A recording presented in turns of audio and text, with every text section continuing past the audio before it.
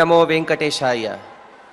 गुरुवर्थे त्यक्तराज्यो व्यचरदनुवनं पद्मपद्भ्यां प्रियायाः पाणिस्पर्शक्षमाभ्यां रुजपतिरुजो यो हरीन्द्रानुजाभ्यां वैरूप्यात् शूर्पणख्याः प्रियविरहरुषारूपितभ्रूविजृम्भः कृत्वा निर्बद्धसेतुः खलदवदहनः कोसलेन्द्रोऽवतीर्णः।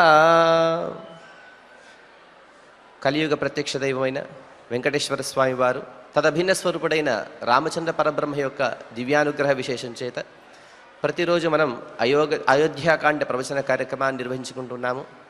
ఈ కార్యక్రమానికి ముందుగా రాముడు రాఘవుడు రవికులుడితడు అనే ఒక సంగీతాన్ని గానామృతాన్ని అందించడానికి అన్నమాచార్య ప్రాజెక్టు కళాకారులు గుంటి రేవతి గారు సిద్ధంగా ఉన్నారు.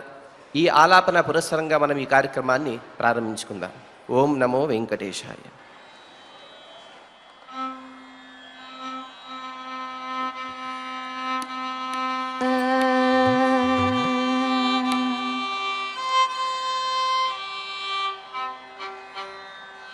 శ్రీరాఘవం దశరథాత్మజమప్రమేయం సీతాపతిం రవికులాన్వయరత్నదీపం ఆజానుబాహు అరవిందదళాయతాక్షం రామో నిశాచర వినాశకరో నమామి నమామి నమామి.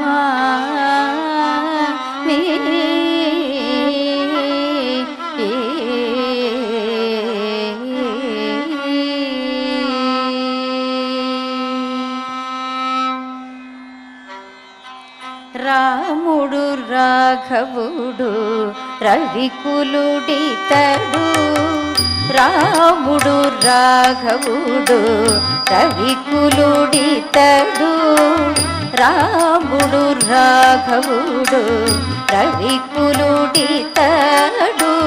భూమిజకు పతి అయిన పురుష విధానము రాముడు రాఘవుడు రవికులుడితడు భూమిజకు పతి అయిన పురుష విధానము రాముడు రాఘవుడు రవికులుడితడు.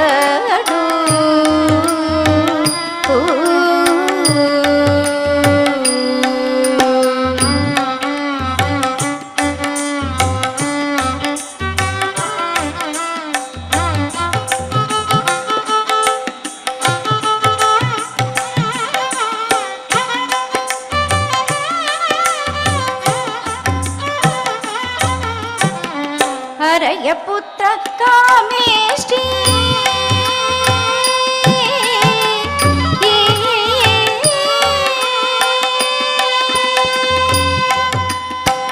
హరయపుత్ర కామేష్టి అందు పరమానమున హరయపుత్ర కామేష్టి అందు పరమానమున హరయపుత్ర కామేష్టి అందు పరమానమున పరగజరచిన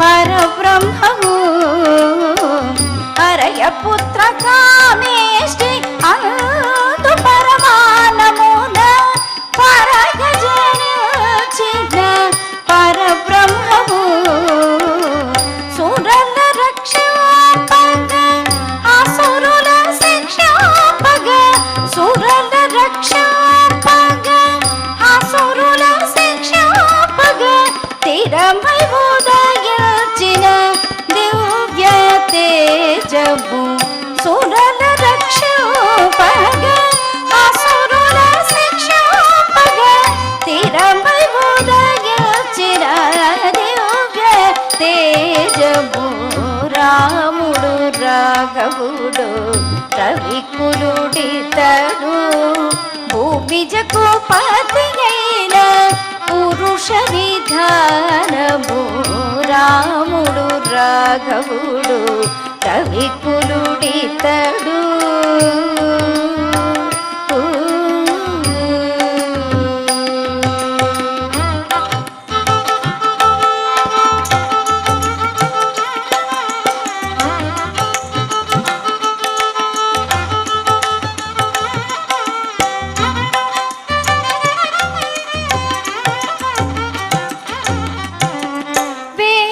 వేదాంతములందు విజ్ఞాన శాస్త్రములందు వేదాంతములందు విజ్ఞాన శాస్త్రములందు పాదుకొన పలికేటి పరమార్థము.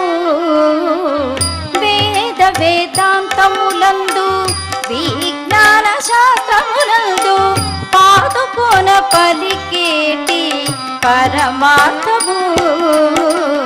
ఉదిత శ్రీ వెంకటాద్రి పొంచి విజయనగరన, ఉదిత శ్రీ వెంకటాద్రి పొంచి విజయనగరన, ఆదికి ఆరాధిగైన అర్చావతారము. ఉదిత శ్రీ వెంకటాద్రి పొంచి విజయనగరన, ఆదికి ఆరాధి అయిన అర్చావతారము. రాముడు రాఘవుడు రవికులుడితడు, భూమిజకు పతి అయిన పురుష నిధానము.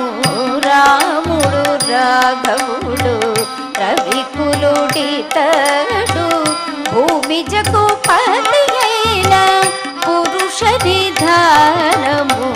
రాముడు రాఘవుడు రాముడు రాఘవుడు రాముడు రాఘవుడు రవికులుడితడు.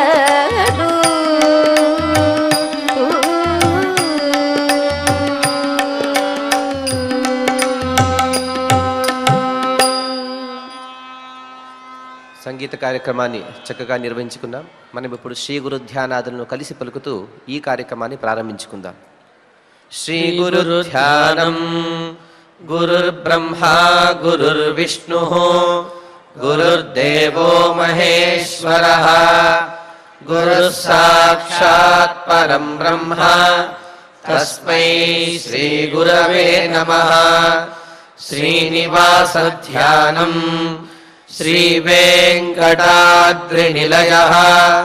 కమలాకాముకః పుమాన్, అభంగుర విభూతిర్నః తరంగయతు మంగళం.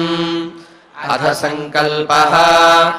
శ్రీమదాదివరాహ క్షేత్రే విరాజమానస్య శ్రీ పద్మావతీ జానేః అఖిలాండకోటి బ్రహ్మాండ నాయకస్య శ్రీరామచంద్ర రూపాంతరస్య భగవతః శ్రీ వెంకటేశ్వర స్వామినః సన్నిధౌ హనుమత్ సీతా లక్ష్మణ భరత శత్రుఘ్న పరివార సమేత శ్రీరామచంద్ర పరబ్రహ్మణః పరిపూర్ణానుగ్రహేణ అస్మిన్ భువనే సమస్తాధివ్యాధీనాం నివారణార్థం భారతవర్షే విద్యా విత్త వాణిజ్య కృషి వైద్య వైజ్ఞానిక దేశరక్షణాది రంగేషు విద్యమానానాం ఆస్తిక మహాజనానాం సర్వేషాం సకుటుంబానాం ఆయురారోగ్యైశ్వర్య సద్బుద్ధి ఇత్యాది సర్వశుభఫల ప్రాప్త్యర్థం ధర్మాచరణ ద్వారా శ్రీరామరాజ్యస్య పునర్వ్యవస్థాపనార్థం ఉద్యోగార్థినాం సముచితోద్యోగ ప్రాప్త్యర్థం దంపతీనాం అనుకూల దాంపత్య సిద్ధ్యర్థం సంతానస్య పితృవాక్య పరిపాలనానుకూల బుద్ధి ప్రచోదనార్థం సకల కార్య సిద్ధ్యర్థం గో సంరక్షణార్థం చ శ్రీమద్వాల్మీకి రామాయణే అయోధ్యాకాండే యథాశక్తి శ్లోకవ్యాఖ్యానపురస్సరం 19 సర్గశ్లోకపారాయణం తథా శ్రీధన్వంతరి మంత్రపారాయణం చ అన్యోన్యసాహాయ్యేన ఆచార్యముఖేన కరిష్యామహే. శ్రీవాల్మీకి ప్రార్థనా. కూజంతం రామ రామేతి మధురం మధురాక్షరం ఆరుహ్య కవితాశాఖాం వందే వాల్మీకి కోకిలం. శ్రీ ఆంజనేయ ప్రార్థనా. మనోజవం మారుతతుల్యవేగం జితేంద్రియం బుద్ధిమతాం వరిష్టం వాతాత్మజం వానరయూథముఖ్యం శ్రీరామదూతం శిరసా నమామి. శ్రీరామాయణ ప్రార్థనా. వాల్మీకి గిరి సంభూత రామసాగరగామిని పునాతి భువనం పుణ్య రామాయణ మహానది. శ్రీరామ ప్రార్థనా. అయోధ్యాఖ్యేతు గురువర్ధే త్యక్త్వా రాజ్యం గిరౌ వసన్ పాదుకే భరతాయాదాత్ స రామః శరణం మమ. శ్రీరామచంద్ర పరబ్రహ్మణే నమః. అథ శ్రీమద్ రామాయణే ఆదికావ్యే అయోధ్యాకాండే 19 సర్గః. శ్రీమన్నారాయణ చరణౌ శరణం ప్రపద్యే. శ్రీమతే నారాయణాయ నమః. శ్రీరామాయ నమః. యావన్మాతరమాపృచ్ఛే సీతాంచానునయామ్యహం తతోద్యైవ గమిష్యామి దండకానాం మహద్వనం. రామచంద్రమూర్తి ఆ అంతఃపురంలో దశరథ మహారాజు యొక్క సమక్షంలో కైకేయితో మాట్లాడుతున్నటువంటి మాటలివి. మరి కైకేయి తొందర పెడుతూ ఉంటే వనవాసానికి వెళ్ళాలి నాయన, ఆలస్యం చేయవద్దు అని చెప్పి త్వరపెడుతూ ఉంటే అప్పుడు రామచంద్రమూర్తి నేను తప్పనిసరిగా వనవాసానికి వెళ్ళి తీరుతానమ్మా, అయితే నాకు కాస్త కాల వ్యవధి, కొంత అనుమతిని మీరు ఇవ్వాలి అని చెప్పి అడుగుతున్నాడు రామచంద్రమూర్తి. ఏమిటి ఆ అనుమతి అంటే, మరి ఇప్పుడే అడవికి బయలుదేరాలి ఈ క్షణమే అన్నట్లుగా కైకేయి రాముడిని త్వరపెడుతూ ఉన్నది. అయితే ఆ విషయంలో మాత్రము కొంత గడువు అంటే ఎక్కువసేపు కాదు, కొంతసేపు అనుమతిని అడుగుతూ ఉన్నాడు. ఏమని? యావత్ మాతరం ఆపృచ్ఛేద్. ఎప్పటి వరకు అంటే మా తల్లిగారికి మాట చెప్పే వరకు. ఎందుకు అంటే తల్లికి అదేవిధంగా భార్యకు కూడా తాను సమాధానం చెప్పవలసినటువంటి బాధ్యత రాముడికి ఉన్నది. అందుకనే యావత్ మాతరం ఆపృచ్ఛేద్, మా తల్లి అయినటువంటి కౌసల్యాదేవికి చెప్పి వచ్చేంత వరకు, కౌసల్యాదేవి యొక్క అనుమతి తీసుకునేంత వరకు కూడా, అలాగే సీతాంచ అహం అనునయామిచ, సీతాదేవికి సర్ది చెప్పి ఆమె యొక్క అనుమతిని కూడా తీసుకునేంత వరకు కూడా తావతు ఆజ్ఞాంకురు, అంతవరకు నాకు కాస్త అనుమతి ఇవ్వమమ్మా.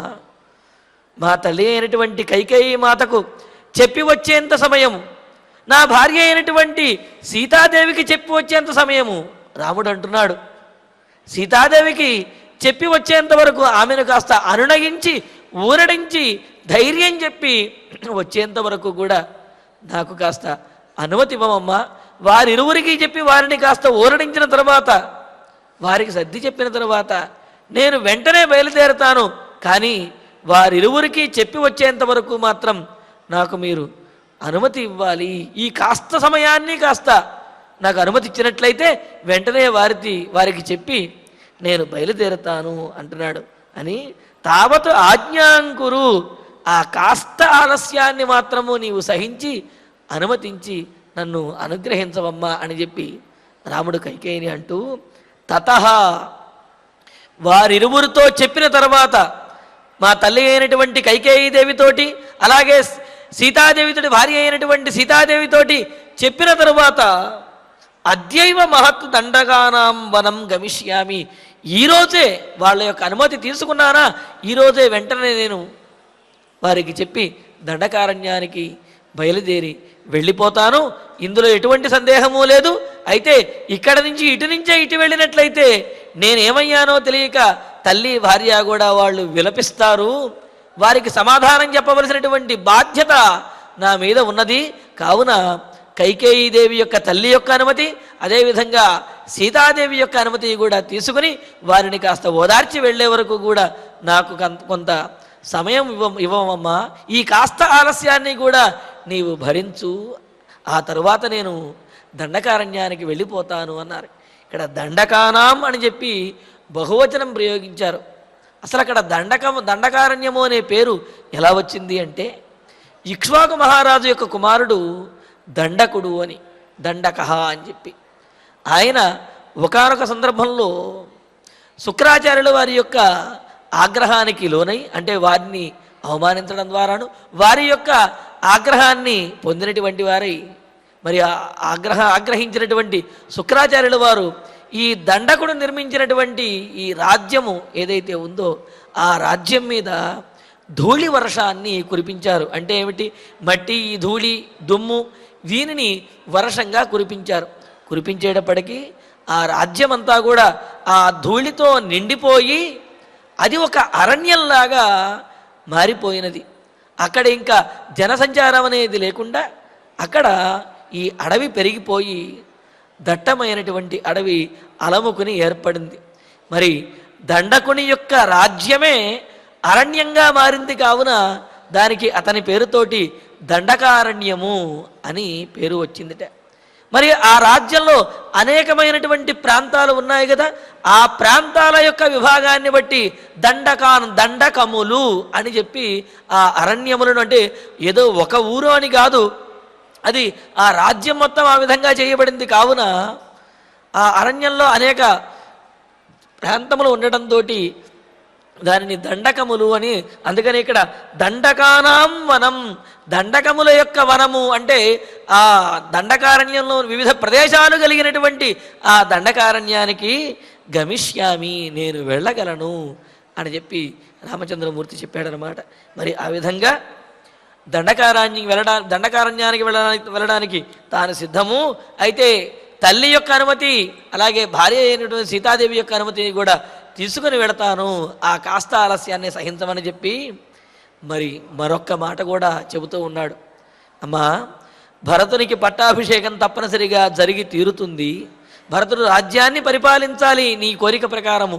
అయితే పితృభక్తి కూడా భరతుని యందు ఉండే విధంగా నీవు చూసుకో. ఎందుకు అంటే భరతుడు చాలా గొప్పవాడు, అయినప్పటికీ కూడా రాజు అయిన తర్వాత ఏమైనా అతనిలో మార్పు వస్తుందేమో, కావున ఆ మార్పు రాకుండా భరతుడు పితృభక్తితో ఉండే విధంగా నేను లేనటువంటి లోటు, అంటే రాముడు లేనటువంటి లోటు భరతుడు ఆ దశరథుని వద్ద తీర్చే విధంగా, రాముడు లేనటువంటి శోకం ఏదైతే ఉందో దశరథునికి, ఆ దశరథుని యొక్క శోకాన్ని భరతుడు పోగొట్టే విధంగా, వ్యవహరించే విధంగా, తండ్రి సేవ చేసే విధంగా నీవు ప్రోత్సహించవమ్మా అని చెబుతూ, భరతః పాలయేద్రాజ్యం శుశ్రూషేచ్చ పితుర్యథా తథా భవత్యా కర్తవ్యం సహి ధర్మః సనాతనః.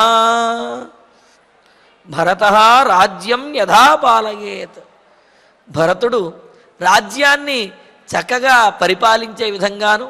ఎందుకు అంటే రామచంద్రమూర్తి చెబుతాడు, ఆరాధనాయ లోకస్య ముంచతో నాస్తిమే వ్యధ అని చెప్పి, ఈ రాజ్యంలో ఉన్నటువంటి ప్రజలకు ఆనందాన్ని కలుగజేయటం కోసం నాకు సంబంధించినటువంటి దేనినైనా సరే నేను వదిలేయటానికి సిద్ధంగా ఉన్నాను అని రాముడు అంటాడు. అంటే ఏమిటి, రాజు తన వ్యక్తిగతమైనటువంటి విషయముల కంటే కూడా రాజ్యానికి సంబంధించినటువంటి విషయంలో ఎక్కువ శ్రద్ధ వహించాలి. అందుకనే ఏమంటున్నాడు, భరతః రాజ్యం యథా పాలయేత్, భరతుడు చక్కగా రాజ్యాన్ని పరిపాలించే విధంగాను, పితుః యథా శుశ్రూషేచ్చ, తండ్రి గారికి చక్కగా ధర్మబద్ధంగా ఆదరంగా సేవ చేసే విధంగాను, తథా భవత్యా కర్తవ్యం, నీవు భరతుని చేత ఆ విధంగా చేయించాలి, నీ చేత భరతుడు ఆ విధంగా ప్రబోధింపబడాలి. నువ్వలా భరతుణ్ణి సరైనటువంటి మార్గంలో ఉంచి చక్కగా రాజ్యాన్ని పరిపాలించే విధంగాను, తండ్రి గారిని సేవించే విధంగాను నీవే భరతుణ్ణి ప్రోత్సహించాలి అని అన్నాడు. ఎందుకు అంటే రామచంద్రమూర్తి కనిపించకపోతే భరతుడు కూడా దుఃఖంలో మునిగిపోయి ఈ రాజ్యం నాకొద్దు, ఏమీ వద్దు అని చెప్పి రాజు అవ్వకుండా ఉంటాడు. రాజు అవ్వను అని చెప్పి మొండికి వేస్తాడు. కావున తల్లి భరతుడు రాజయ్యే విధంగాను, అలాగే తండ్రిని సేవించే విధంగాను నీవే భరతుణ్ణి ప్రోత్సహించాలి. భవత్యా కర్తవ్యం, అది నువ్వే చేయగలుగుతావు అని అంటున్నాడు. అంటూ సహి సనాతన ధర్మ, అదే సనాతనమైనటువంటి ధర్మము.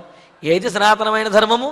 రాజుకి తమ రాజ్యమును చక్కగా పరిపాలించడము, అదేవిధంగా తాము ఎవరి ద్వారా ఈ రాజ్యాన్ని పొందారో ఆ వంశ పరంపర ఏదైతే ఉందో తమ తండ్రి తాతలు వీళ్ళు వాళ్ళకి సరైనటువంటి వారు నడిచినటువంటి సన్మార్గంలో నడిచి వారికి ఆనందాన్ని కలగజేస్తూ వారిని సేవించడము రాజుగారి యొక్క కర్తవ్యము. అంతేగాని వారి యొక్క వ్యక్తిగతమైనటువంటి వైయక్తికమైనటువంటి విషయముల యందే ఆసక్తి కలిగి ఉంటే అతడు రాజు కాలేడనమాట.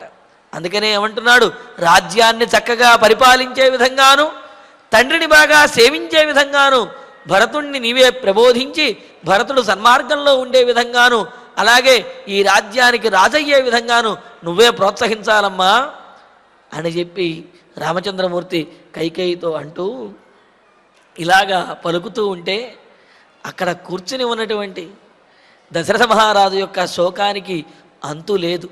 తన వలన అరణ్యానికి వెళుతున్నటువంటి రాముడు తన యోగక్షేమముల కోసమే పాటుపడుతూ తనకు మేలు చేకూర్చాలి అని చెప్పి ఎవరి వలనైతే తాను రాజ్యాన్ని కోల్పోతున్నాడో అటువంటి భరతుడు కూడా తన తండ్రిని సేవించాలి అని చెప్పి ఇలాగ సానుకూలమైనటువంటి భావనతో, ఏమాత్రము ద్వేషపూరితమైనటువంటి ఆలోచన లేకుండా, ఏమాత్రము తనకు రాజ్యాభిషేకం జరగటం లేదు అనే బాధ లేకుండా తల్లిదండ్రుల యొక్క ఆ క్షేమాన్ని కోరుకునేటువంటి వాడు, తల్లిదండ్రుల్ని సేవించాలి అని చెప్పి తాను లేకపోయినా సరే తండ్రికి ఏమాత్రము లోటు రాకూడదు అని చెప్పి ఇలా భావిస్తూ ఇలా మాట్లాడుతున్నటువంటి కైకేయి దేవితో చెబుతున్న రామచంద్రుని యొక్క మాటలు విన్న దశరథ మహారాజుకి ఆ శోకము ఆ దుఃఖము మరింతగా పెరిగిపోతూ ఉన్నది. పెరిగిపోతూ సరామస్య వచశ్రుత్వా భృశం దుఃఖహత పిత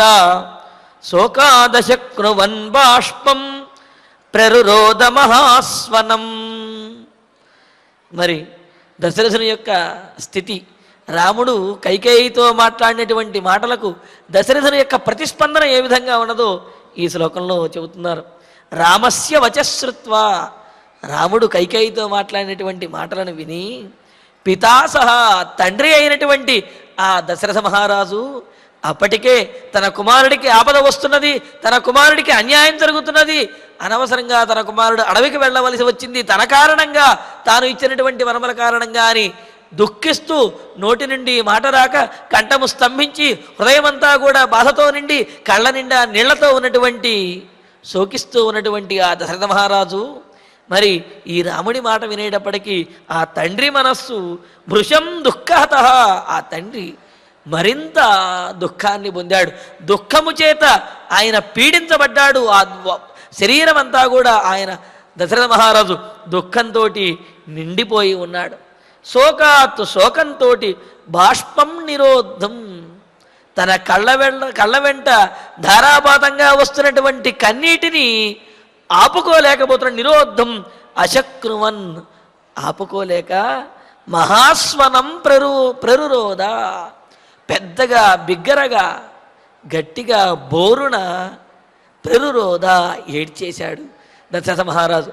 అంటే దశరథ మహారాజు బాధపడటం కానీ దుఃఖపడటం కానీ అధైర్యపడటం కానీ ఇటువంటివి ఆయన జీవితంలో అసలు ఎరగడు. అటువంటి పరిస్థితి వస్తుంది అని ఎవరూ కూడా ఊహించరు. కానీ అటువంటి దశరథ మహారాజే ధీరోదాత్తుడైనటువంటి వాడు, అలాగే దేవాసుర సంగ్రామంలో దుష్టులైనటువంటి భయంకరమైనటువంటి మాయావులైనటువంటి రాక్షసులతో కూడా యుద్ధం చేసి ధీటుగా నిలబడినటువంటి వాడు, అంతటి గొప్పవాడైన దశరథ మహారాజు తన కుమారుడైనటువంటి రామచంద్రమూర్తికి ఇలా వనవాసం తన వల్ల కలిగింది అనే బాధతోటి, అయినప్పటికీ కూడా తన మీద ఏమాత్రము కోపం తెచ్చుకోకుండా తనకు సేవ చేయాలి అని, తాను లేకపోతే తన తమ్ముడి చేత అయినా సరే తండ్రికి సేవ చేయించాలి అనే ఈ భావనతోటి, పూర్తి సానుకూలమైన భావనతో ఉన్న రామచంద్రమూర్తి యొక్క మాటలు వినేటప్పటికీ అంతటి గొప్పవాడు ధీరోదాత్తుడు అయినటువంటి దశరథ మహారాజు కూడా ఆ కన్నీళ్లను ఆపుకోలేక అలా మనసులో ఉన్నటువంటి బాధ పెళ్ళువికి బయటకు వచ్చేస్తూ ఉంటే బోరున బిగ్గరగా పెద్దగా ఏడిచేశాడుట. ఆ ఏడుపు వినటానికి కూడా చాలా హృదయ విదారకంగా ఉన్నది అని అంటున్నారు. అంటే దశరథ మహారాజుకి ఇటువంటి స్థితి వస్తుంది అని చెప్పి ఎవ్వరూ కూడా ఊహించరు, ఆయనే ఊహించలేదు. కానీ అటువంటి స్థితి వచ్చి బోరున ఏడిచేస్తూ మరి అలా ఏడిచి సొమ్మసిల్లిపోయాడు దశరథ మహారాజు. అంతే కదా, గట్టిగా ఏడిచి ఆ విధంగా కన్నీరు గారుస్తూ ఉంటే శరీరంలో ఉన్నటువంటి ఇంద్రియములన్నీ కూడా పనిచేయడం మానేస్తాయి, ఆ నాడీ మండలం స్తంభించేస్తుంది, శరీరంలో ఉన్నటువంటి ఆ సత్వమంతా కూడా కోల్పోయి నిస్సత్వం ఏర్పడి సొమ్మసిల్లిపోతారు కదా. మరి అలాగా ఏడ్చి ఏడ్చి దశరథ మహారాజు అలా సొమ్మసిల్లి పడిపోయేటప్పటికీ అయినా ఏం చెయ్యలేనటువంటి తండ్రి యొక్క ఆజ్ఞను పాటించాలి, తల్లి యొక్క మాటను అనుసరించి, పైగా తల్లి ఏం చెప్పింది, నీకు కలుగుతున్నటువంటి నీవు ఇలా వనవాసానికి వెళ్ళవలసి వస్తున్నది అని దశరథ మహారాజు సిగ్గుపడుతూ నీతో మాట్లాడలేకపోతున్నాడు, అందుకనే నీతో బాధపడుతున్నాడు. నువ్వు ఇక్కడి నుంచి బయలుదేరే వరకు కూడా దశరథ మహారాజు కనీసం స్నానం చేయలేడు, భోజనం కూడా చేయలేడు. ఎందుకంటే నిన్ను చూస్తూ ఉంటే ఆయనకు దుఃఖం పెరిగిపోతుంది, కావున నువ్వు వెంటనే బయలుదేరాలి అని చెప్పి కైకేయి రాముడితో అన్నది కదా. అందువలన మరి ఇలాగా దశరథ మహారాజు శోకిస్తూ బోరున ఏడుస్తూ ఉన్నా సరే తాను బయలుదేరితే గానీ దశరథుని యొక్క శోకం ఆగదు అనుకున్న ఆ రామచంద్రమూర్తి వందిత్వాచరణౌ రామో విసంజ్ఞస్య పితుస్తథా కైకేయ్యాశ్చాప్యనార్యాయ నిష్పపాత మహాద్యుతి. రాముడు మహాద్యుతి, గొప్ప కాంతి కలిగినటువంటి రాముడు. ఇక్కడ చూడండి, అరణ్యానికి వెళుతూ తండ్రి శోకిస్తూ ఉంటే తనకు ఊహించనటువంటి ఈ అరణ్యవాసం పడితే ఈ సందర్భంలో వాల్మీకి మహర్షి రాముణ్ణి వర్ణిస్తూ మహాద్యుతి, గొప్ప కాంతి కలిగినటువంటి రాముడు అని వర్ణిస్తున్నాడు. ఏమిటి ఇది సందర్భోచితమేనా అని అంటే, రాముడిలో తాను వనవాసానికి వెళ్ళవలసి వచ్చిందే అనే బాధ ఇసుమంత కూడా లేదు అని తెలియజేయటం కోసము, ఆ మాట వనవాస వార్త విన్న తర్వాత కూడా రాముడిలో ఉన్నటువంటి తేజస్సు ఏమాత్రము తగ్గలేదు అని తెలియజేయటం కోసం ఇక్కడ మహాద్యుతి, గొప్ప కాంతిమంతుడైనటువంటి తేజోవంతుడైనటువంటి రామ, ఆ రామచంద్రుడు విసంజ్ఞస్య, సొమ్మసిల్లిపోయి పడిపోయి ఉన్నటువంటి ఆ పితు చరణౌ వందిత్వ, తండ్రి అయిన దశరథ మహారాజుకి నమస్కరించి దశరథ మహారాజు మరి బోరున ఏడ్చి సొమ్మసిల్లిపోయాడు. అలా సొమ్మసిల్లిపోయి అచేతన స్థితిలోకి వెళ్ళిపోతున్నాడు. అలా అచేతన స్థితిలో సొమ్మసిల్లినటువంటి తండ్రి గారి యొక్క దశరథ మహారాజు యొక్క చరణం వందిత్వ, పాదములకు నమస్కరించి తథా అలాగే అనార్యాయ, దుష్టురాలైనటువంటి అని అంటున్నాడు ఇక్కడ వాల్మీకి మహర్షి. దుష్టురాలైనటువంటి అంటే ఏమిటి? ఆర్యా శబ్దానికి ఇంతకుముందు మనం అర్థం చెప్పుకున్నాం. తాను చెయ్యవలసినటువంటి పనిని చేసేటటువంటి వారు ఎవరైతే ఉంటారో వారిని ఆర్యులు అంటారు అని, ఆర్యులు అంటే కర్తవ్య పరాయణులు అని అంటారు అని చెప్పి మనం అనుకున్నాం. అంతేగాని ఆర్యులు అంటే వీరిని మాత్రమే వ్యవహరించాలి, ఇతరులను కాదు అనేది లేదు. ఇప్పుడు ఆర్య అనే సంబోధన కూడా మనం ఏదైనా పత్రం రాసేటప్పుడు ఆర్య అని సంబోధిస్తూ ఉంటాం, అయ్యా అని చెప్పి. ఆర్య అంటే కర్తవ్య పరాయణత్వం కలిగినటువంటి వాడా అని, అంటే నీ విధులను సక్రమంగా నిర్వహించేవాడా అని అర్థం అన్నమాట. అందుకనే ఇక్కడ చూడండి, ఇక్కడ అనార్యాయాహ అని అంటున్నారు. అంటే ఏమిటి? చేయవలసినటువంటి పనులను చేసేవాళ్ళని ఆర్యులు అంటే, చేయకూడనటువంటి పని చేసేవాళ్ళని అనార్యులు అని అంటారనమాట. అందుకనే ఇక్కడ రాముడి విషయంలో ఎవరికైనా సరే పూర్తిగా అనుకూలమైనటువంటి భావనే ఉంటుంది. రాముడి విషయంలో ఎవరైనా మేలే చేయాలనుకుంటారు, మేలే చెయ్యాలి. ఎందుకంటే రాముడిలో ఎటువంటి దోషము లేదు కావున. కానీ అటువంటి రాముడికి కూడా ఇలా వనవాసాన్ని విధించింది కావున, చేయకూడనటువంటి పని చేస్తున్నది కావున ఈమెను ఇక్కడ అనార్య అని చెప్పి అంటున్నారు. అందుకనే అనార్యాయాహ, దుష్టురాలైనటువంటి అకృత్యాన్ని చేస్తున్నటువంటిదైన కైకేయ్యాహ అపి, కైకేయ్యాహ చ అపి అన్నారు. ఇక్కడ కైకేయి దేవికి కూడా అని అన్నారు. ఆ కూడా అని చెప్పడంలో చ అని అపి అని రెండు సముచ్చయార్థకమైనటువంటి పదాలను ప్రయోగించాడు. అంటే తండ్రికి నమస్కారం చేయటము, తండ్రితో పాటుగా తల్లికి కూడా నమస్కారం చేయాలి అని చెప్పి అన్నారు.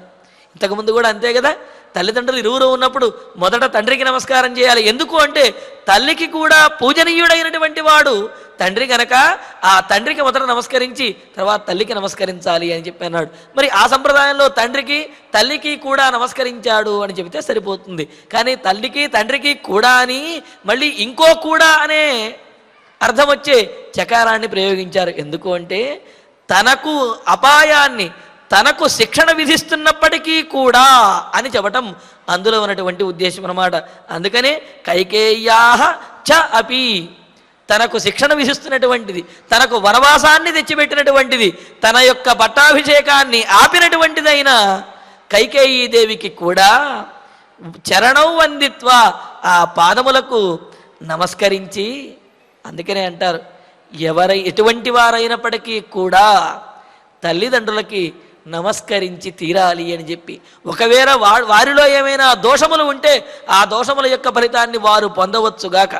కానీ సంతానము తల్లిదండ్రులకు నమస్కరించడం ద్వారా వీరి యొక్క అనుగ్రహాన్ని పొందకపోయిన అంటే ఏమిటి? అదేమిటండి మా తల్లిదండ్రులు మా మీద పెద్దగా ప్రేమగా ఉండరు అంటే, ప్రేమగా ఎందుకు ఉండరు? ఉంటారు. ఒకవేళ ఏదైనా ఆశితగాదాలో లేకపోతే పిల్లలు చేసినటువంటి పనుల మీద విముఖత వల్ల కొంత విముఖంగా ఉన్నప్పటికీ కూడా వారిని గౌరవించవలసినటువంటి బాధ్యత మాత్రం సంతానానికి ఉన్నది. వీరి యొక్క అనుగ్రహం లేకపోయినా ఆ పైవారి పితృదేవతల యొక్క అనుగ్రహం తప్పనిసరిగా ఉండి తీరుతుంది. అందుకనే ఇక్కడ తనకు ఈ వనవాసాన్ని విధించినది, తన పట్టాభిషేకాన్ని ఆపినది అయినప్పటికీ కూడా తల్లి కావున ఆమెను గౌరవించాలి అని ఆ ఆచారాన్ని, ఆ మర్యాదను పాటిస్తూ మనస్ఫూర్తిగా రామచంద్రమూర్తి ఆమె యొక్క పాదములకు కూడా నమస్కరించి, చూడండి, పితుః చరణౌ వందిత్వ తథా అనార్యాయా కైకేయ్యా చరణౌ వందిత్వ నిష్పపాత, అలాగా వారిరువురికి కూడా నమస్కరించి మరి ఆ తండ్రికి కూడా సాష్టాంగ నమస్కారం ఇవన్నీ కూడా చేశాడు రామచంద్రుడు. మరి అలా చేసిన తర్వాత సరామ పితరం కృత్వా కైకేయ్యాంచ ప్రదక్షిణం నిష్క్రమ్యాంతః పురాత్ తస్మాత్ స్వం దదర్శ సుహృజ్జనం. Sun Life multi speciality hospital ప్రజలకు నిరంతర వైద్య సేవలు అందిస్తున్న hospital. Diabetology, stem cell physician లో ఇండియాలోనే మొదటి డాక్టర్ గా పేరుగాంచిన డాక్టర్ విజయ్ భాస్కర్ గారు అత్యాధునిక విజ్ఞాన పరిజ్ఞానంతో అంతర్జాతీయ ప్రమాణాలతో సామాన్యులకు సైతం అందుబాటులోకి తెచ్చారు Sun Life multi speciality hospital ను. అనుభవజ్ఞులైన వైద్యులతో అన్ని రకాల వైద్య సేవలు, ఆపరేషన్స్, సర్జికల్ ఎమర్జెన్సీలు, ప్లాస్టిక్ సర్జరీలు, చికిత్స అందించనున్నారు. 24 గంటలు అందుబాటులో ఫార్మసీ మరియు అంబులెన్స్ సౌకర్యం కలదు. సంప్రదించండి Sun Life multi speciality hospital, Dhammaiguda. Contact number 8121678234 9700971100. అలా వారికి నమస్కరించిన తర్వాత ఆ రామచంద్రమూర్తి రామచంద్రమూర్తి పితరం కైకేయీంచ ప్రదక్షిణం కృత్వా, తన తండ్రి అయినటువంటి దశరథ మహారాజుకి కైకేయీదేవికి కూడా ప్రదక్షిణం చేశారు. ఎందుకు అంటే ఏదైనా గొప్ప ప్రయాణానికి వెళుతున్నప్పుడు, ఎక్కడికైనా విదేశానికి వెళుతున్నప్పుడు, లేకపోతే ఎక్కడికైనా ఏదైనా ఘనకార్యాన్ని సాధించడానికి వెళుతున్నప్పుడు అప్పుడు తల్లిదండ్రుల యొక్క ఆశీస్సులు తీసుకోవటం, వారికి ప్రదక్షిణం చేసి నమస్కరించటము అనేది అది సంప్రదాయం. అప్పుడు వారు వెళుతున్నటువంటి కార్యం ఏదైతే ఉందో అది సుఖంగాను విజయవంతంగాను పూర్తవుతుంది అని చెప్పి. అందుకనే ఇక్కడ రామచంద్రమూర్తి కూడా తాను వనవాసానికి బయలుదేరుతున్నాడు. అందుకని ఏం చేశాడు? తల్లిదండ్రులైనటువంటి ఆ దశరథ మహారాజుకి కైకేయీదేవికి కూడా భక్తితోటి ప్రదక్షిణం చేసి ప్రదక్షిణం కృత్వా తస్మాత్ అంతఃపురాత్ నిష్క్రమ్య, ఇంకా వారికి ప్రదక్షిణం చేసి నమస్కరించిన తర్వాత ఆ అంతఃపురంలోంచి బయటకు వచ్చాడు. వచ్చి స్వం సుహృజ్జనం దదర్శ, తన మిత్రులందరి యొక్క సమూహాన్ని కూడా చూశాడు. వాళ్ళందరూ కూడా రాముని పట్టాభిషేకం జరగబోతున్నది అని చెప్పి వాళ్ళందరూ ఎదురు చూస్తూ ఉన్నారు. కానీ లోపల జరిగినటువంటి సన్నివేశం అందుకు పూర్తిగా భిన్నంగా ఉన్నది. అందరి యొక్క మనస్సులను కూడా కలచివేసే విధంగా లోపల ఆ సన్నివేశం జరిగింది.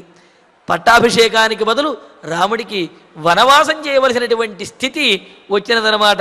మరి ఆ విధంగా రామచంద్రమూర్తి తల్లిదండ్రులకు ప్రదక్షిణం చేసి బయటకు వచ్చి తన మిత్రులను వారిని కూడా చూస్తూ ఉన్నారు. అంటే ఇక్కడ చూడండి, ఎంత దుఃఖంలో ఉన్నా, ఎంత తనకి ఆపద వచ్చినప్పటికీ కూడా తన బాధ్యతను తాను పాటించవలసినటువంటి మర్యాదను మాత్రం రాముడు ఏనాడూ విడిచిపెట్టలేదు, తాను పాటిస్తూనే ఉన్నాడనమాట. అందుకనే ఆ తర్వాత శ్లోకం చూడండి. తంబాష్ప పరిపూర్ణాక్ష పృష్ఠతోను జగామః లక్ష్మణ పరమక్రుద్ధ సుమిత్రానందవర్ధన. మరి రాముడైతే కైకేయి చెప్పినటువంటి మాటలను విని ఆయన ఏమాత్రము దుఃఖించకుండా, వారి మీద ఏమాత్రము కోపగించకుండా పితృవాక్య పరిపాలన చేయటము, తండ్రి ఇచ్చినటువంటి మాటను నెరవేర్చడమే తన బాధ్యతగా అని భావించి వారికి నమస్కరించి ప్రదక్షిణం చేసి ఆ అంతఃపురంలోంచి బయటకు వచ్చాడు. అయితే అప్పటి వరకు ఆ అంతఃపుర ద్వారం దగ్గర నుంచుని లక్ష్మణస్వామి లోపల జరుగుతున్నటువంటిదంతా కూడా గమనిస్తూ ఉన్నాడు. మరి రాముడు తన మందిరం నుంచి ఆ సుమంత్రుల వారితో పాటు రథంలో బయలుదేరినప్పుడు లక్ష్మణస్వామి ఆ రథాన్ని, ఆయన కూడా రాముడి వెనకాలే వచ్చి రథాన్ని అధిరోహించి ఒక చేత్తో ఛత్రము మరొక చేత్తో చామరము పట్టుకుని రాముణ్ణి సేవిస్తూ ఈ దశరథుని యొక్క అంతఃపురం దగ్గరకు వచ్చాడు అని చెప్పి మనం చెప్పుకున్నాం కదా. మరి అలా వచ్చినటువంటి లక్ష్మణస్వామి రాముడితో పాటు అంతఃపుర ద్వారం వరకు వచ్చి రాముడిని మాత్రమే పిలిచాడు. కావున రాముడు లోపలికి వెళ్ళాడు, లక్ష్మణస్వామి మాత్రం అంతఃపుర ద్వారం దగ్గర ఉండి గమనిస్తూ ఉన్నాడనమాట. మరి అలాగా గమనించి ఇదంతా జరిగినటువంటి ఈ విషయమంతా కూడా గమనించిన లక్ష్మణస్వామి ఆయన ఎలా ఉన్నాడని చెబుతున్నారు. సుమిత్రానందవర్ధన, సుమిత్రకు ఆనందాన్ని కలగజేసేటటువంటి వాడు, సుమిత్ర యొక్క తనయుడైనటువంటి వాడు ఆయన లక్ష్మణ. లక్ష్మణుడు పరమక్రుద్ధ, మిక్కిలి కోపంతో ఊగిపోతూ ఉన్నాడు, కోపగించాడు. కేవలం కోపమే కాదు, బాష్ప పరిపూర్ణాక్ష, కన్నీళ్లతో నిండినటువంటి ఆ కన్నులతోటి అన్నగారిని చూస్తూ ఉన్నాడనమాట. తనకు అత్యంత ప్రియమైనటువంటి తన అన్నగారు రామచంద్రమూర్తికి ఇంతటి ఆపద, ఈ విధంగా వనవాసం చేయవలసినటువంటి పరిస్థితి నిష్కారణంగా వచ్చిందే అని మిక్కిలి కోపంతో, అదేవిధంగా మిక్కిలి దుఃఖంతో ఉన్నటువంటి వాడై తం పృష్ఠత అనుజగామ. ఆ రాముడు ఆ అంతఃపుర ద్వారం నుండి బయటకు వచ్చి వెళుతూ ఉంటే ఆ రాముడినే వెనకాల అనుసరించి లక్ష్మణస్వామి కూడా మునుముందుకు వెళుతూ ఉన్నట్ట. మరి ఆ సందర్భంలో అనుకున్నాం కదా, రాముడితో పాటు లక్ష్మణస్వామి కూడా అంతఃపురం ద్వారం దాకా వచ్చాడు అని. అంతఃపుర ద్వారం దగ్గర చూచి ఇది జరుగుతున్నదంతా అంతా కూడా చూసి, అయితే మధ్యలో వెళ్ళి మాట్లాడటం అనేది మర్యాద కాదు కనుక ఆ కైకేయి మాట్లాడుతున్నప్పుడు ఈయన లక్ష్మణస్వామి లోపలికి వెళ్ళలేదు. పైగా తనకు అనుమతి కూడా లేదు. అప్పుడు అక్కడ రామచంద్రమూర్తిని పిలిచాడు కాబట్టి రాముడు మాత్రమే వెళ్ళాడు. ఈ జరుగుతున్నదంతా కూడా ద్వారం బయట నుండి లక్ష్మణస్వామి వింటున్నాడు, గమనిస్తున్నాడు తప్ప లోపలికి మాత్రం వెళ్ళలేదు. మరి ఆ విధంగా విని రాముడికి జరుగుతున్నటువంటి అన్యాయాన్ని చూచి విపరీతమైనటువంటి శోకంతో ఉన్నాడు. మరి అందుకనే ఏమన్నారు, పరమక్రుద్ధ, నిష్కారణంగా రాముడికి విధమైనటువంటి వనవాసాన్ని విధించినటువంటి కైకేయి మీద మిక్కిలి కోపంతో, పెళ్లి బిగినటువంటి తట్టుకోలేనంతటి కోపంతో ఉన్నటువంటి వాడు లక్ష్మణస్వామి. అందుకనే పరమక్రుద్ధ అని చెప్పి అన్నారు.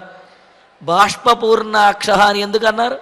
రాముడు అంటే ఇక్కడ లక్ష్మణస్వామికి ఎంతో మక్కువ. అందుకనే బహిప్రాణ ఇవాపరహ అని అంటారు. రాముడికి లక్ష్మణుడు బయట తిరుగుతున్నటువంటి ఒక ప్రాణంట. నతస్య వినా నిద్రాం లభతే అని అంటూ లక్ష్మణస్వామి లేకపోతే రామచంద్రమూర్తి కనీసం నిద్ర కూడా పోలేడుట. ఎందుకు అంటే ప్రాణములు దూరంగా ఉంటే నిద్ర పడుతుందా? మనకు ప్రాణవాయువు లేకపోతే నిద్ర పట్టదు కదా. మరి రాముడికి లక్ష్మణస్వామి ప్రాణం లాంటివాడు, ఆయన దూరంగా ఉంటే కనీసం నిద్ర కూడా పట్టదుట. ఈయన ఏది తెచ్చుకున్న రామచంద్రమూర్తి ఏ మృష్టాన్నం తెచ్చుకున్నప్పటికీ కూడా లక్ష్మణస్వామికి తన తమ్ములకు పంచే తాను స్వీకరించేవారట. అలాగా తమ్ముళ్ళ మీద అవ్యాజమైనటువంటి అమితమైనటువంటి ప్రేమ కలిగిన ఆ అన్నగారికి ఇంతటి కష్టం వచ్చి పడిందే అని చెప్పి ఆ లక్ష్మణస్వామి దుఃఖిస్తూ పూర్ణ అక్ష కన్నీళ్లతో నిండినటువంటి ఆ కన్నులతోటి దుఃఖిస్తూ బాధపడుతూ రాముడిని అనుసరించి వెళుతున్నాడు లక్ష్మణస్వామి అని చెప్పారు.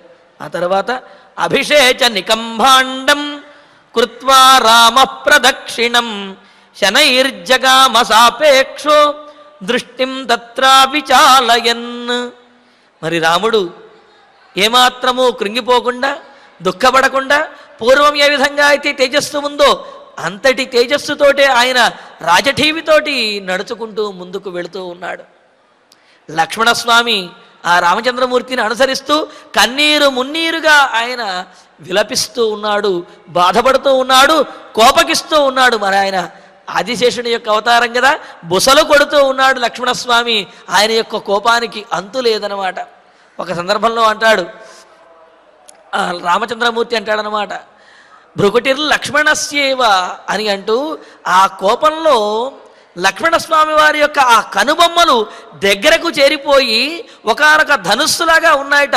ఎలా ఉన్నాయట అంటే బాణప్రయోగానికి సిద్ధమైనటువంటి ధనుస్సు ఏ విధంగా అయితే అలా వంగి ఉంటుందో ఆ విధంగా ఈ కైకేయి చేసినటువంటి పని వల్ల అంటే రాముడి యొక్క వనవాస వార్తను విన్నటువంటి ఆ లక్ష్మణస్వామి వారి యొక్క భృకుటి కనుబొమ్మలు కూడా అంతగా వంగి అంత క్రోధంతో ఉన్నాయట. అలా క్రోధంతో ఉన్నటువంటి లక్ష్మణస్వామి రాముడిని అనుసరిస్తూ ఉన్నాడు. అంటే ఏమిటి, ఆయన కూడా రాముడితో ఏమీ మాట్లాడలేకపోతున్నాడు. రాముడు అలా ముందుకు నడుచుకుంటూ వెళుతున్నాడు. రాముడు వెనక లక్ష్మణస్వామి కోపంతో ఊగిపోతూ బాధపడుతూ దుఃఖిస్తూ ముందుకు నడుస్తూ ఉన్నాడనమాట. మరి ఆ సందర్భంలో కూడా రాముడు తన ఆచారాన్ని మర్యాదను ఏమాత్రము వీడలేదు. మరి అక్కడ అంతఃపురం దగ్గర బయట అనేకమైనటువంటి సంభారములన్నీ కూడా ఉన్నాయి. సామగ్రి అంతా కూడా ఉన్నది. దేనికి సంబంధించింది?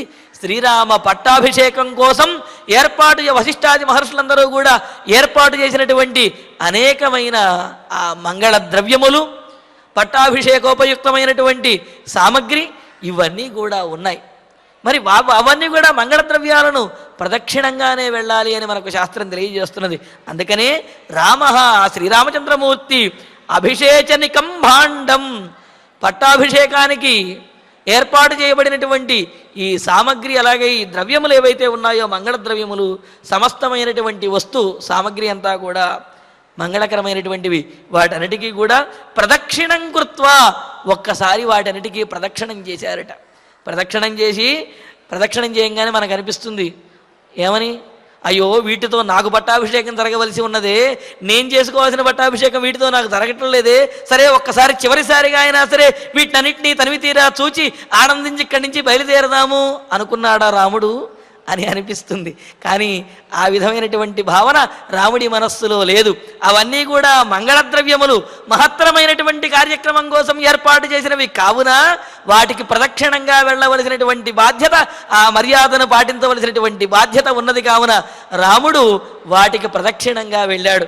అందుకనే అంటారు ప్రశస్త మాంగళ్య దేవతాయన చతుష్పథాదీన్ ప్రదక్షిణం ఆవర్తయేతు అని చెబుతూ మంగళకరమైనటువంటి ద్రవ్యములను అలాగే గురువులను, తల్లిదండ్రులను, గోవులను, దేవాలయములను, అదేవిధంగా 4 వీధులు కలిసేటటువంటి కూడలి ప్రాంతములను వాటిని దాటి వెళ్ళేటప్పుడు ప్రదక్షిణంగానే వెళ్ళాలి అని చెప్పి మనకు స్మృతులు తెలియజేస్తూ ఉన్నాయి.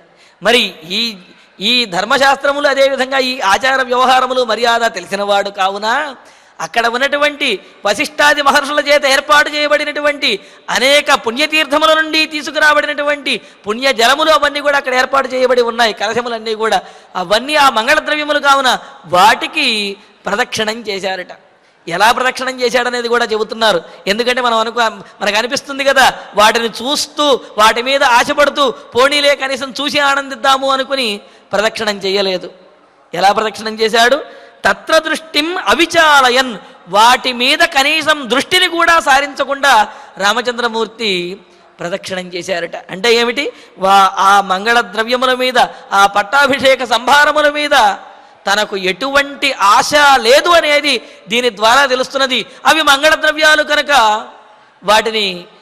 వాటికి ప్రదక్షిణంగానే వెళ్ళాలి అని నియమం ఉన్నది కనుక వాటికి ప్రదక్షిణం చేశాడు. వాటి మీద తనకు ఆశ లేదు కనుక తత్ర దృష్టిం అవిచాలయన్, వాటి మీద కనీసం దృష్టిని కూడా సారించలేదు. ఆ మంగళ ద్రవ్యములు అంటే ఏమిటి? ఆ పట్టాభిషేక సంభారములను చూడలేదు. చూడకుండానే ఆయన అలా ప్రదక్షిణం చేసుకుంటూ సాపేక్ష అంటే ఏమిటి? ఈ ద్రవ్యములతోటి చూడండి, ఇక్కడ నిరపేక్ష సాపేక్ష అనే రెండు పదాలు కూడా ఒకేసారి ప్రయోగిస్తున్నాడు. అంటే ఏమిటి? ఆ మంగళ ద్రవ్యముల మీద, పట్టాభిషేక సంభారముల మీద అపేక్ష లేనటువంటి వాడు, అలాగే ఒక అపేక్ష ఉన్నదిట రాముడికి అక్కడ. ఏమిటి అపేక్ష అంటే, ఈ మంగళ ద్రవ్యములతోటి భరతునికి పట్టాభిషేకం జరగాలి అనే సాపేక్ష కలిగినటువంటి వాడు అయ్యి రామచంద్రమూర్తి ఆ పట్టాభిషేక ద్రవ్యములన్నిటికీ కూడా ప్రదక్షిణం చేసి శనై జగామ, మెల్లగా ఆ అంతఃపురం దగ్గర నుంచి బయటకు, ఆ ద్వారముల గుండా బయటకు బయలుదేరి రామచంద్రమూర్తి, ఆయన వెనకాల కోపోద్రిక్తుడైనటువంటి లక్ష్మణస్వామి, వీరిరువురు కూడా ముందుకు నడుస్తూ ఉన్నాడు. మరి ఆ తర్వాత జరిగినటువంటి విశేషాలను తర్వాతి ప్రవచనంలో తెలుసుకుందాము. ఇక ఇప్పుడు ఆచార్యుల వారి ద్వారా శ్లోకాలను పారాయణం చేసుకుందాము. యావన్మాతరమాపృచ్ఛే సీతాం చానునయామ్యహం తతోద్యైవ గమిష్యామి దండకానాం మహద్వనం భరతః పాలయేద్రాజ్యం శుశ్రూషేచ్చ పితుర్యథా తథా భవత్యా కర్తవ్యం సహి ధర్మః సనాతనః సరామస్య వచః శ్రుత్వా భృశం దుఃఖహతః పితా శోకాదశక్నువన్ బాష్పం ప్రరురోద మహాస్వనం వందిత్వా చరణౌ రామః విసంజ్ఞస్య పితుస్తథా కైకేయ్యాశ్చాప్యనార్యాయాః నిష్పపాత మహాద్యుతిః సరామః పితరం కృత్వా కైకేయీం చ ప్రదక్షిణం నిష్క్రమ్యాంతః పురాత్ తస్మాత్ స్వం దదర్శ సుహృజ్జనం తం బాష్ప పరిపూర్ణాక్షః పృష్ఠతోను జగామః లక్ష్మణః పరమః క్రుద్ధః సుమిత్రానందవర్ధనః ఆభిషేచనికం భాండం కృత్వా రామః ప్రదక్షిణం శనైర్జగామ సాపేక్షః దృష్టిం తత్రా విచాలయన్ ఇతి శ్రీమద్ రామాయణే ఆది కావ్యే అయోధ్యాకాండే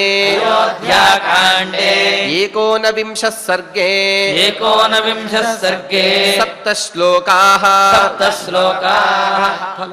ఇక మనం ఫలశ్రుతి నుండి ఆరంభించి మంగళాంతంగా సమిష్టిగా పలుకుతూ ఈ కార్యక్రమాన్ని పూర్తి చేసుకుందాం.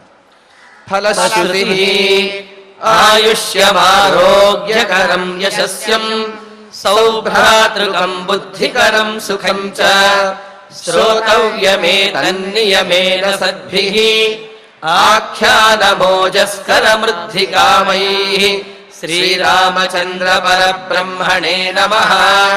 अथ धन्वन्तरि ध्यानम् अच्युतानन्त गोविन्द विष्णो नारायणामृत रोगान् मे नाशया शेषान् आशु धन्वन्तरे हरे। आरोग्यं दीर्घमायुष्यम् बलं तेजोधियं श्रियम् स्वभक्तेभ्योऽनुगृह्णन्तम् वन्दे धन्वन्तरिं हरिम्। धन्वन्तरेरिमं श्लोकम् भक्त्या नित्यं पठन्ति ये अनारोग्यं न तेषां स्यात् सुखं जीवन्ति ते चिरम्। ॐ नमो भगवते वासुदेवाय धन्वन्तरये अमृतकलशहस्ताय वज्रजलौकहस्ताय सर्वामय विनाशनाय त्रैलोक्यनाथाय महाविष्णवे स्वाहा। ॐ वासुदेवाय विद्महे सुधाहस्ताय धीमहि तन्नो धन्वन्तरिः प्रचोदयात्। अथ नवग्रह प्रार्थना। आरोग्यं पद्मबन्धुर्वितरतु नितरां सम्पदं शीतरश्मिः भूलाभं भूमिपुत्रः सकलगुणयुतां वाग्विभूतिं च सौम्यः सौभाग्यं देवमन्त्री रिपुभयशमनं भार्गवः शौर्यमार्किः दीर्घायुः सैम्हिकेयः विपुलतरयशः केतुः आचन्द्रतारम्। अरिष्टानि प्रणश्यन्तु दुरितानि भयानि च शान्तिरस्तु शुभं मेस्तु ग्रहाः कुर्वन्तु मङ्गलम्। अथ क्षमा प्रार्थना। यदक्षरपदभ्रष्टम् मात्राहीनं च यद्भवेत् तत्सर्वं क्षम्यतां देव नारायण नमोऽस्तु ते। अथ भगवत्समर्पणम्। कायेन वाचा मनसेन्द्रियैर्वा बुद्ध्यात्मना वा प्रकृते स्वभावात् करोमि यद्यत् सकलं परस्मै नारायणायेति समर्पयामि। अथ मङ्गलम् श्रियः कान्ताय कल्याणनिधये निधयेऽर्थिनाम् श्रीवेङ्कटनिवासाय श्रीनिवासाय मङ्गलम्। సెరెనిటీ మోడల్ హై స్కూల్ విద్యార్థులకు అమ్మఒడి, సామాన్యులకు అందుబాటులో ఉన్న బడి సెరెనిటీ. మేడ్చల్ జిల్లాలో మేటిగా నిలిచి సాటిలేని ఫలితాలను సాధిస్తున్న నంబర్ 1 స్కూల్ సెరెనిటీ. మా ప్రత్యేకతలు ప్రతి విద్యార్థి పట్ల వ్యక్తిగత శ్రద్ధ, activity based learning and digital classrooms, computer lab, 100% ఫలితాలు, sports and cultural activities, yoga, abacus మరియు Vedic maths education. Please visit Serenity Model High School, Nagaram. Admissions are in progress. Call 040-271-46899 and 040-271-48699.